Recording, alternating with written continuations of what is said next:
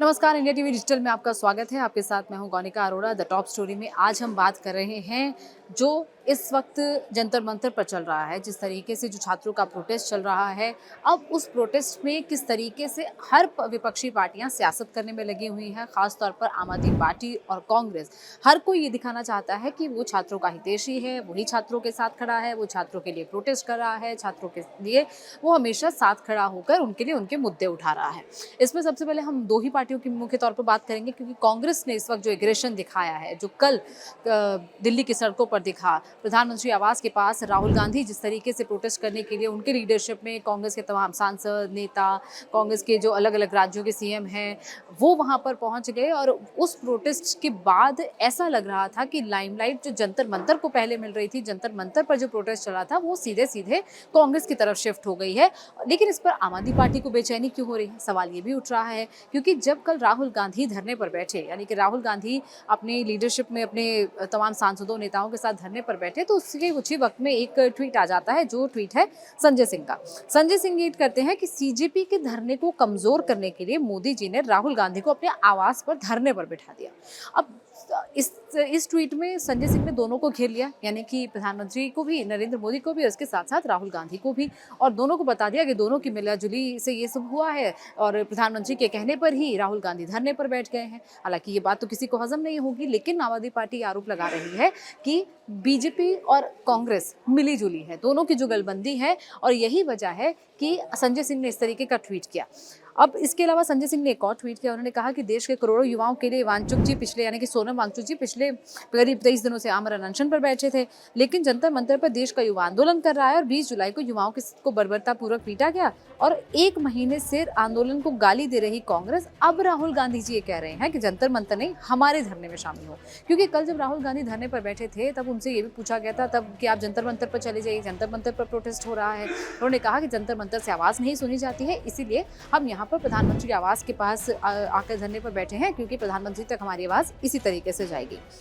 जंतर मंतर के आंदोलन में शामिल क्यों नहीं हो रही कांग्रेस, ये पूछा गया है संजय सिंह की तरफ से। आखिर युवाओं के आंदोलन को कमजोर क्यों करना चाहती है। इसके अलावा आतिशी, जो पूर्व सीएम रही हैं दिल्ली की, आम आदमी पार्टी के नेता हैं, उन्होंने भी ये लिखा कि सीजेपी और वांचू हुए पिछले 1 महीने से प्रोटेस्ट कर रहे हैं, मोदी गवर्नमेंट उनसे तो बात करती नहीं है।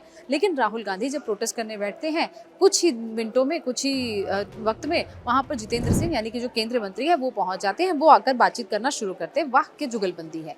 अब क्यों ऐसा कहा जा रहा है? दरअसल कॉकरोच जनता पार्टी, जो अभिजीत दिपके जिसको लीड कर रहे हैं, जिसके कुछ ऐसे नेता हैं जो सुर्खियों में भी रहे हैं, चाहे विजेता दहिया की बात करें, जिनको फिलहाल स्पोक्स पर्सन के पद से हटा दिया गया है, लेकिन इसके अलावा आशुतोष रांका है, साथ ही साथ सौरभ दास है। दरअसल ये सभी कभी ना कभी आम आदमी पार्टी में रहे हैं, आम आदमी पार्टी के वॉलंटियर के तौर पर इन्होंने काम किया है। अभिजीत दिपके ने भी काम किया है। अभिजीत दिपके आम आदमी पार्टी के वॉलंटियर के तौर पर 2020 में काम करते थे, सोशल मीडिया की टीम में काम करते थे, और कहीं ना कहीं इनकी तस्वीरें भी आम आदमी पार्टी के नेताओं के साथ, फिर चाहे वो मनीष सिसोदिया हो या फिर अरविंद केजरीवाल, इनके साथ वक्त वक्त पर आई हैं। और क्योंकि जब से कांग्रेस जनता पार्टी बनी, उसके बाद से अब इनका इतिहास भी पूरा खंगाला जा रहा है कि कहाँ से आए हैं। अब ये प्रोटेस्ट पर बैठे थे, और इस प्रोटेस्ट को कहीं ना कहीं अब जो कहा जा रहा है कि आम आदमी पार्टी इसको बैक कर रही है, क्योंकि आम आदमी पार्टी के नेता वहां पर पहुंच रहे हैं। और अब जैसे ही राहुल गांधी के एक अलग प्रोटेस्ट शुरू कर दिया, जंतर मंतर से एक अलग जंतर मंतर उन्होंने अपना बना लिया था, वैसे ही आम आदमी पार्टी को ये बेचैनी होने लगी कि कहीं उनका जो बैक किया हुआ प्रोटेस्ट, जो सीजेपी का, कॉकरोच जनता पार्टी का प्रोटेस्ट चल रहा है, कहीं उसको लाइमलाइट मिलनी कम तो नहीं हो जाएगी। क्योंकि कल जब लगभग 3:30 बजे के करीब राहुल गांधी अपने सांसदों के साथ, अपने नेताओं के साथ धरने पर बैठते हैं, और लगभग 6:30, पौने 7 बजे तक, यानी 3 साढ़े 3 घंटे पूरा जो प्रोटेस्ट चलता है, तो पूरी लाइमलाइट, पूरा जो कवरेज है, वो राहुल गांधी के इस प्रोटेस्ट को मिल जाता है। और यही वजह है कि कहीं ना कहीं आम आदमी पार्टी को इस बात का डर सताने लगा कि जिस प्रोटेस्ट का साथ वो शुरू से देते आए हैं, कॉकरोच जनता पार्टी का साथ, वो कहीं ना कहीं कमजोर पड़ता दिख रहा है, क्योंकि अब लाइमलाइट राहुल गांधी के उस प्रोटेस्ट को मिलती दिख रही। अब राहुल गांधी ने आज फिर से एक प्रेस कॉन्फ्रेंस कर दी। आज फिर वो कह रहे हैं कि हम तो लगातार नीट के को लेकर छात्रों का मुद्दा उठाते रहे हैं। अब इसके साथ साथ आम आदमी पार्टी के नेता भी वहां पर पहुंचे हैं, यानी कि मंच पर अभिजीत दिपके के साथ वो मंच पर बैठे हैं, फिर चाहे मनीष सिसोदिया हो या फिर इसके अलावा संजय सिंह हो, गोपाल राय कल पहुंचे, अरविंद केजरीवाल भी कल वहां पर पहुंचे। तो सभी नेता, जो आम आदमी पार्टी के बड़े नेता हैं, वो लगातार वहां पर पहुंच रहे हैं, सीजेपी के प्रोटेस्ट को सपोर्ट कर रहे हैं। और जब ये 20 तारीख को जिस तरीके से आंदोलन उग्र हो गया था, उसके बाद से भी आम आदमी पार्टी पूरी तरह अटैकिंग मोड पर है बीजेपी के। लेकिन अब इस पूरे मामले पर विपक्ष भी बटा हुआ दिख रहा है। तो विपक्ष में जो दो मुख्य पार्टियां हैं जो इंडिया अलायंस का पार्ट रही है, फिर चाहे वो कांग्रेस है या आम आदमी पार्टी है, ये दोनों तो बटी हुई दिख ही रही हैं। दोनों के बीच में जिस तरीके से ट्वीट को लेकर तनातनी देखी गई, उसके बाद राहुल गांधी से भी आज सवाल पूछा गया प्रेस कॉन्फ्रेंस में कि क्या वो कि आम आदमी पार्टी जिस तरीके से अटैकिंग मोड है, तो वो सवाल गोलमोल करके उन्होंने कोई जवाब नहीं दिया इसका। लेकिन आम आदमी पार्टी सीधे सीधे अटैकिंग मोड में आ गई है। उनको तो बीजेपी के साथ जुगलबंदी वाला बता दिया राहुल गांधी को।